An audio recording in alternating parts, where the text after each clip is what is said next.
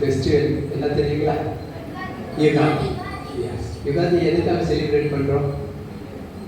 ஒய்வே celebrate Telugu new year பண்ணி சொல்கிறோம். Okay, அப்படி எனி அதர் திங்ஸ் யுகாதிக்கு வேறு ஏதாவது விசேஷம் இருக்கா இந்த யுகாதியில்?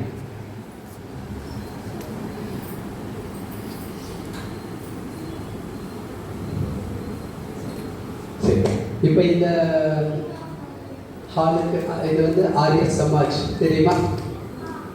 ஓகேங்களா? சரி, ஃபவுண்டர் யார்? மகரிஷி தயானந்த சரஸ்வதி. அவர் இந்த யுகாதி அன்னைக்கு தான் ஃபஸ்ட்டு மும்பையில் 10th ஏப்ரல் 1875 ஆரிய சமாஜத்தை ஸ்தாபித்தார். ஓகேங்களா?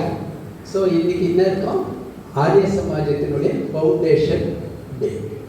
ஓகே, யுகாதினும் போது அது. அப்புறம் யுகாதினாக்கா நமக்கு என்ன அர்த்தம்னாக்கா, தெலுங்கு கிளியர் மட்டும் இல்லை, யுகம் ஆரம்பித்த நாள் அப்படின்றதுக்கு சிருஷ்டி சம்வத்சரம் அப்படின்னு சொல்லுவாங்க. ஸோ அந்த யுகம் ஆரம்பித்த நாளை தான் யுகாதி அப்படின்னு அவங்க நம்ம தெலுங்கு நியூயர் அவங்க எடுத்துட்டாங்க. ஸோ இது வந்து யுகாதி என்பது ஒரு ஜஸ்ட் ஒரு ஸ்டேட்டுக்கான ஒரு நியூ இயர் இல்லை. இது இந்த யுகம், நம்ம யுகம்னா எத்தனை யுகம் இருக்கு நமக்கு? Very good. என்னென்ன யுகம்? சத்தியயுகம், துவாபர யுகம், திரேதா யுகம், கலியுகம். இப்படி யுகம் 4 பிரிச்சிருக்காங்க இல்லையா? ஃபர்ஸ்ட் அந்த யுகம் ஆரம்பித்த அந்த நாள் அதை வந்து யுகாதி அப்படின்னு நம்ம சாஸ்திரத்தில் சொல்லியிருக்காங்க. அந்த நாளை தான் வந்து எப்போ வரும்னாக்கா, சித்திர மாசத்துல சுக்லபக்ஷம் பிரதமை திதியை நமக்கு யுகாதியாக எடுத்திருக்காங்க. இன்னும் வசந்த ருத்து ஆரம்பிக்கிறது அப்படின்றத வச்சு சீசனை வச்சு வச்சிருக்காங்க.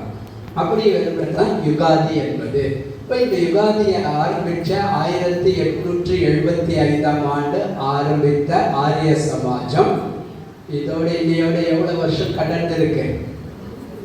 150 இயர்ஸ் ஆயிடுச்சு. ஓகேங்களா? ஸோ நம்ம சொல்கிறோம்ல, சொன்னா கோல்டன் ஜூப்ளி மாதிரி 150 ஆண்டுகளை கடந்து இருக்கு. இதை ஆரம்பித்த ஃபவுண்டர் மகரிஷி தயானந்த சரஸ்வதி. அவருடைய பிறந்த நாள் அப்படின்னு பார்க்கும்போது பிப்ரவரியில் வரும், 12th பிப்ரவரி. அது வந்து 200 வருடங்களை கடந்து இருக்கு. ஸோ இந்த 2 விதமான விஷயங்களையும் செலிப்ரேட் பண்ணுறாங்க ஆரிய சமாஜத்தில். அந்த 2 விசேஷங்களுக்காக இன்று நம்ம இருக்கிறோம்.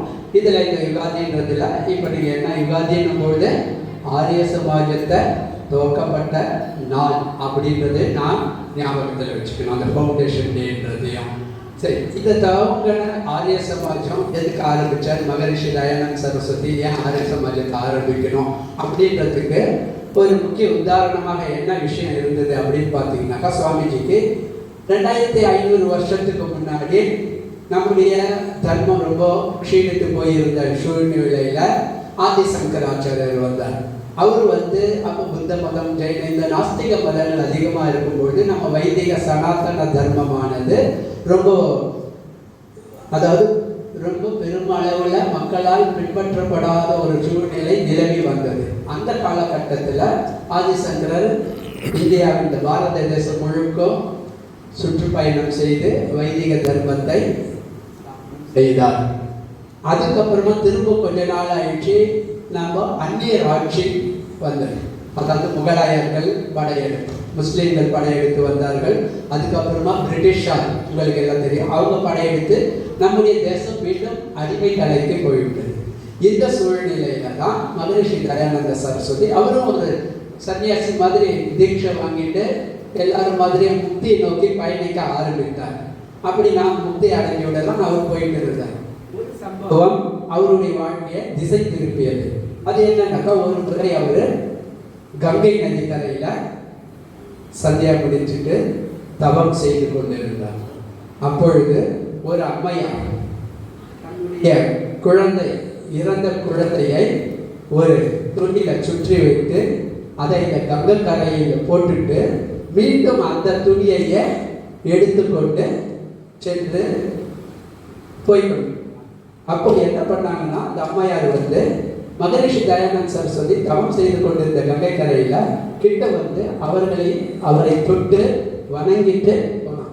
இவர் அந்த தவம் கலைந்து எழுந்து திரும்ப பார்க்கிறார். பார்க்கும்பொழுது அந்த அம்மையார் அழுது கொண்டே போகிறார்.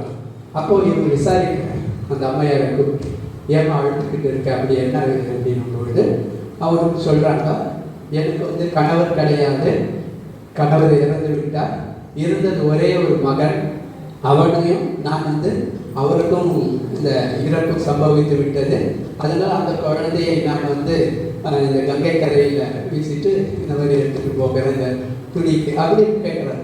அதுக்கு அந்த துணியையும் நீங்கள் எடுத்துக்கொண்டு செல்கிறீங்க அப்படின்னு கேட்கும்போது அப்போ அவர் சொல்கிறார், அந்த அம்மா சொல்கிறாங்க, எனக்கு வேறு மற்ற வஸ்திரங்கள்லாம் இல்லை அப்படின்னு அந்த அம்மா சொல்கிறாங்க. அந்த துணி எப்படின்னா தன்னுடைய சாரி இருக்கு இல்லையா, அந்த சாரியினுடைய ஒரு பகுதியை கிழித்து அதை தான் அந்த குழந்தையை சுற்றி கொண்டு எடுத்துகிட்டு வந்து கங்கை கரையில் போட்டுட்டு மீண்டும் அந்த துணியை எடுத்துகிட்டு போய் நான் ஸ்டிச் பண்ணி போட்டுட்டேன் அப்படின்னு சொன்னோம். அப்போ நம்முடைய தேசத்தினுடைய வறுமை நிலை எந்த அளவுக்கு இருக்கு, பஞ்சம் எப்படி இருந்தது இந்த பிரிட்டிஷ் காலத்தின்றத படம் பிடித்து காட்டுகிறது இந்த காட்சி. இதை பார்த்தவுடன் நம்ம தயானந்த சரஸ்வதி அவர்கள் கண்ணீர் விட்டு விட்டு இந்த தேசத்துக்கு இந்த மாதிரியான ஒரு நிலை இருக்கிறது, மக்கள் இவ்வளவு கஷ்டப்படுகிறார்கள், வறுமையிலும் மாற்று துணிக்கு கூட இல்லாத இந்த தேசம் இப்படி மாறிவிட்டது, நம்முடைய தேசம் எப்படிப்பட்ட ஒரு உயர்ந்த தேசமாக இருந்தது, மற்றவர்களுக்கெல்லாம் தானம் செய்த வாரி வழங்கிய அந்த தேசத்தில் இந்த மாதிரியான